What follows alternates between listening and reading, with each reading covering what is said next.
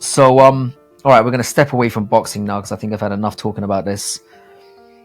So we'll head back into MMA for the next one. Now, as of yesterday, McGregor and Edwards have both been doing the media circuits, in lieu of both of their upcoming matchups at UFC 303 and 304, respectively. We spoke about that card on your channel, and damn, that thing is stacked. Head over to Making the Walk MMA, and I had a look at the video today. It's another banger from ourselves, if I do say so myself. So yeah, anyway, Leon has essentially said that once he beats Bilal and McGregor beats Chandler, that he'd like to face off against him later on in the year for a title shot. And of course, he's been heavily shit on for this. This all sounds a little bit familiar though. I feel like someone may have brought this up a few months ago as a possibility. Strange. My predictions lately have been on fire. I've got to say, I've been I was even looking through the this is a little bit of a sidestep. I was even looking through the bantamweight rankings this morning, and I saw that Jose Aldo was at number 8. And I remember speaking to you live at UFC 301, and I was like drunkenly falling about the place, and I'm like, they're definitely going to make him number 8. Yeah. They're definitely going to make him number 8. Yeah, 8 was the number. I've been on a hot streak. So yeah, anyway, what do you think of this as a potential matchup, and how likely do you think it is? What do you think of the whole thing? I hate it. I hate it.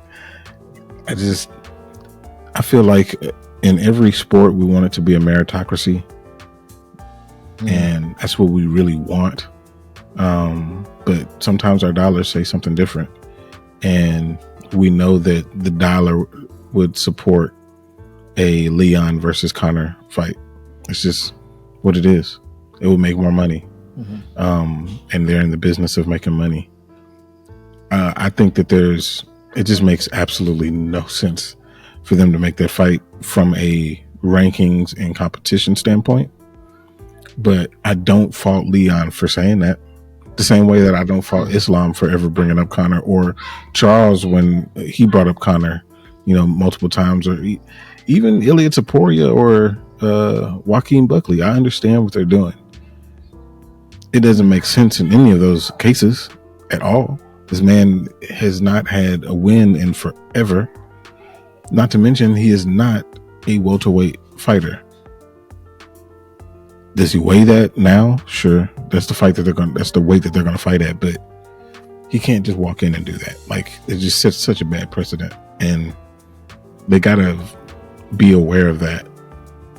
And I think that Leon sees that as an easy win too. We know who Leon should be fighting. We know if he gets through Bilal, we already know. It's Shavkat. That's what we need to see. We need to see that, because we know that Shavkat is the one person at that level who is going to I wonder what the odds are going to be. And I think a lot of it's going to depend on how this Bilal fight goes. If he goes there and annihilates Bilal, then he'll be the favorite. But if he wins and just squeaks by, Shavkat's going to be the favorite. He's the boogeyman of the division. So Conor has no place in this from a competition standpoint. Financially, he has a place in any weight class, any fight, in any stadium that he wants. He's the biggest sports or combat sports person, period. He just is. But I just hate to see that. I hate for it to even be brought up, and I hate that Leon is leaning into that, even if it is just for money. Yeah, I've kind of got a slightly different take. I do think the backlash has kind of been, it's kind of a bit funny to me, because you can kind of put two hats on. You can either put your fan hat on, or you can put your hat on looking at it from Leon's perspective. Now, of fucking course, he wants that fight. As you mentioned, everyone wants that fight. Everyone wants the Conor fight. And it makes even more sense from Leon's perspective, because not only will he get that fight, not only if he gets that fight would it be big in terms of the name value, he would get the pay-per-view points as well. Which makes it make even more, when people call for McGregor that aren't champions, it makes less sense to me, in the sense of, all right, you get the marquee name, you get the prestige of fighting somebody who's seen as one of the most, or probably the biggest star the company's ever made, but you're not going to make more money from it. Whereas Leon would make substantially more money from that fight. Yep. Because he holds pay-per-view points as a champion. At welterweight right now, outside of Bilal, we've spoken about people who, well, like we said, Bilal deserves a shot. He's finally getting it. But outside of Bilal, there's basically two upcoming options for Leon. You've got Shavkat and you've got JDM. Yeah. Now, people aren't going to love this, but we have to look at the facts here. Shavkat is still recovering from surgery and is not going to be available to fight until, what I'm hearing, is at least the end of the year. Could be November, could be December.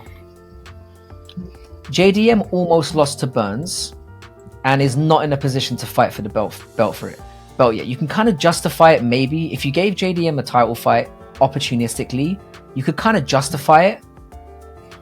But it's weak, because I think he still needs one more. If you're Leon, who I think does deal with Bilal, as I said, of course you're going to want that McGregor fight. If McGregor goes in and destroys Chandler, which is exactly what I'm expecting, everyone's going to be back on his balls again. And again, as I've mentioned, it's the pay-per-view fight. It's the pay-per-view points. If you're Leon, you get the pay-per-view points from that fight. And as you mentioned, McGregor would be a pretty easy fight at welterweight for Leon.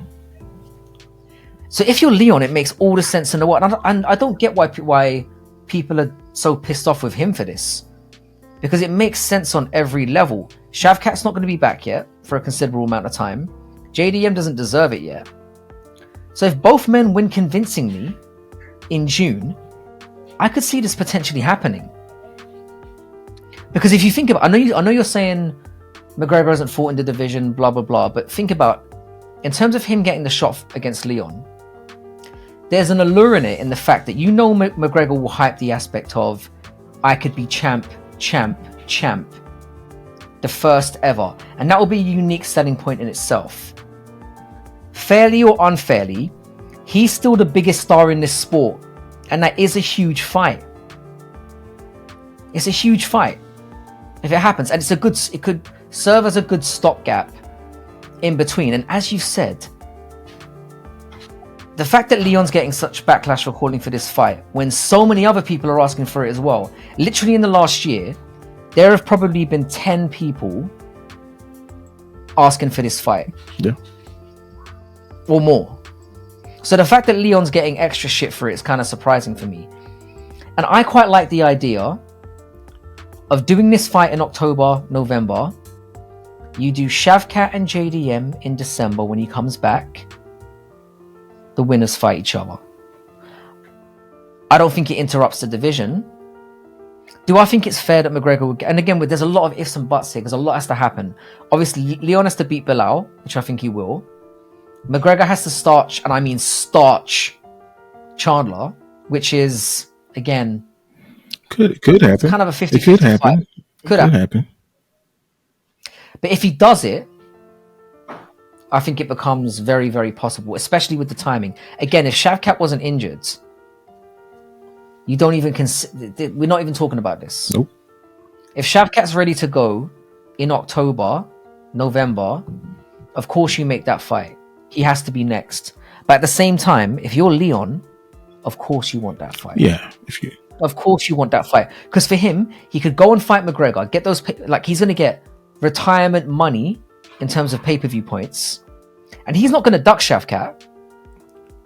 It would be a case of, you swipe McGregor out the way, you probably make 5, 6, 7, 8 million in the process. You're set for life. Then you go into the Shavkat fight and say, right, let's secure this legacy. Yep. Maybe I can say I'm one of the best welterweights of all time. No, I agree. If you're with Leon, that. of course you. I mean, if I'm Like I don't, like I was saying, I don't fault him for saying that at all, for bringing him up at all. It's a tune-up fight that is for money. So he's going to fight for money, and then he'll fight for legacy. Like for him, it makes all the sense in the world. And I think he's earned it. He's earned the right to say this, in the sense of he's gone through the entire welterweight division. He did it the hard way. He's beat Kamaru Usman twice. He's beat Colby. If he beats Bilal as well, he's essentially wiped out everyone else apart from the two that are left. And as I said, JDM's not ready yet, or doesn't deserve it quite yet. And Shavkat's not healthy. Yeah. I think it makes sense. And I think Leon would obviously wipe McGregor out. But I mean, you can even make an argument, considering what McGregor's done for the sport, and a lot of the fact remains as well is that he's not entirely been on the shelf for entirely his own. It's not entirely been his own fault. It's been pretty obvious that the UFC have been fucking him around as well. So, and for everything he's done for the company would not be where it is today if it wasn't for McGregor. Nowhere near. You wouldn't have got Endeavor. You wouldn't have got the company exploding to the financial level that it got to. It wouldn't have got the worldwide exposure. It would be nowhere near. And I think he deserves some credit in the bank for that. Yeah, no, but again, it depends on what he does. I agree with him getting more leeway, more special treatment than others because of what he's done for the company as a whole. I mean, and it's trickled down, so it's affected everybody in the company.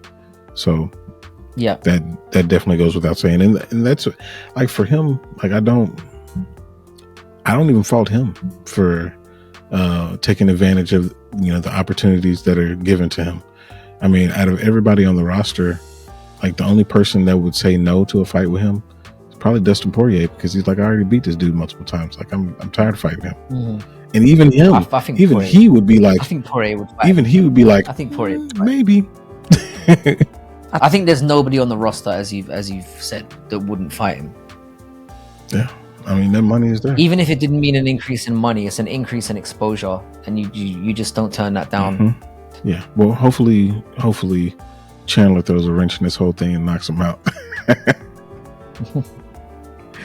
Well, obviously, yeah, if Chandler wins, it's dead in the water. But I mean, like I said, there's a lot that has to happen between now and then, and I think even people overlooking Bilal, the chances of Bilal beating Leon is silly as well. Like, I think Leon's going to win, but it wouldn't surprise me if Bilal snored out a decision in that one as well. He's got to get him down. So, got to get him down and keep him down. Yeah. I'd be devastated, especially as I'm planning on being there. I'd be devastated if the night ended with that prick. Not even a prick. I just don't like him. Not even a prick. Not even a bad guy. But yeah.